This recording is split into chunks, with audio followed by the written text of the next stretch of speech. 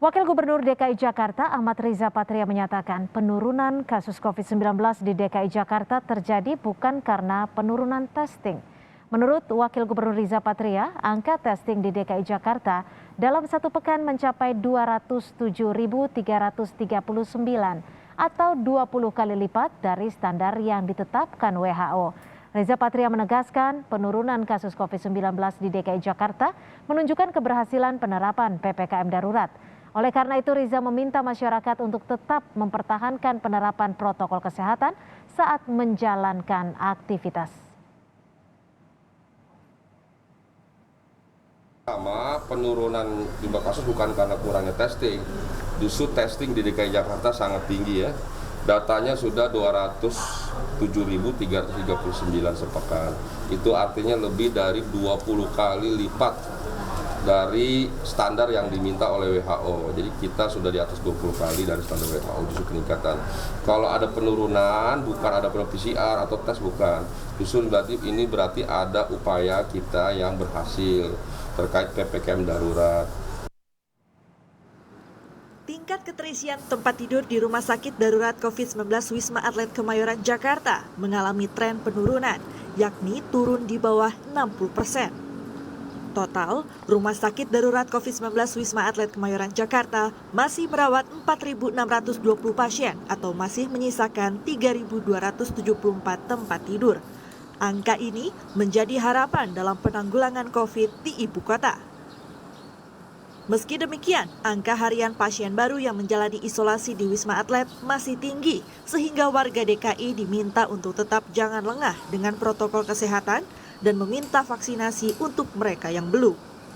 Harian Wisma Atlet pada pagi hari ini, tingkat hunian Wisma Atlet hari ini di angka 4.620 atau sekitar 60% dari bor yang ada di Rumah Sakit Wisma Atlet ini. Ini kalau lihat standar WHO kita sudah masih sesuai, jadi tingkat huniannya adalah sesuai dengan tingkat hunian WHO, maksudnya tidak boleh lebih dari 60% ini. Dan pasien masuk masih cukup banyak, pasien masuk masih 324, tapi sementara pasien yang pulang ada 484, jadi lebih banyak pasien yang pulang. Sementara itu, anggota DPRD DKI Jakarta fraksi PDI Perjuangan Gilbert Simanjuntak menyatakan, DKI Jakarta saat ini belum bisa dikatakan aman atas pandemi COVID-19. Gilbert menambahkan, jumlah testing 20 kali melebihi WHO tidak mencerminkan sebuah keberhasilan. Jumlah testing apakah 20 kali melebihi WHO dan segala macam itu tidak mencerminkan sebuah keberhasilan, karena testing itu harus diikuti dengan tracing. Kita tidak punya data tracing sejauh ini, hanya jumlah testing. Sementara angka testing yang disampaikan itu juga tidak mencerminkan apakah data tersebut sudah dibersihkan, artinya tidak ada data-data yang duplikasi. Karena dari apa yang kita amati selama ini, terjadi data duplikasi yang tidak di-cleansing menggunakan misalnya nomor induk kependudukan dan sebagainya. Sementara itu, epidemiolog UI Triunis Miko Wahyono menyatakan, turunnya angka kasus COVID-19 di Indonesia bukan karena keberhasilan PPKM darurat, sebab angka positif COVID-19 masih naik turun. Triunis menambahkan, turunnya angka COVID-19 beberapa hari belakangan bukan menjadi indikator Indonesia dalam keadaan baik-baik saja, karena jumlah testing COVID-19 belum memenuhi syarat dan tidak merata di Indonesia. Itu 1/1000. Kalau 1/1000 jumlah itu sudah dipenuhi oleh Indonesia, tetapi itu tidak mewakili semua kabupaten karena jumlah per 1000 populasi itu sudah dipenuhi dengan tes yang 300.000 per harinya. Karena kalau dari hitungan itu 270.000 per harinya sudah bisa dicapai dengan 300.000, bahkan Indonesia melakukan tes terhadap COVID-19. Tapi itu belum cukup, karena tes tersebut harus diikuti dengan testing yang benar, tracing yang cukup terhadap kasus COVID di Indonesia.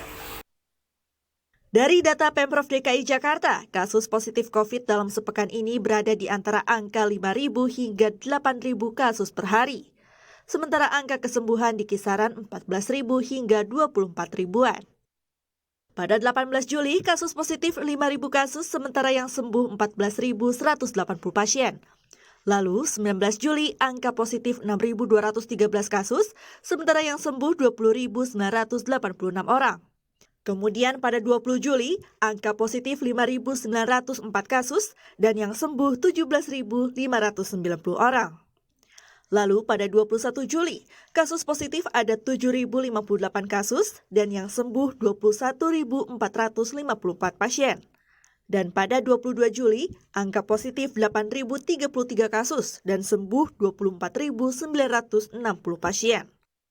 Sebelumnya, Koordinator PPKM Darurat Jawa Bali Luhut Binsar Panjaitan sempat menyatakan bahwa DKI Jakarta dan Bali terhitung berhasil menekan angka COVID di saat PPKM darurat. Tim Liputan Kompas TV.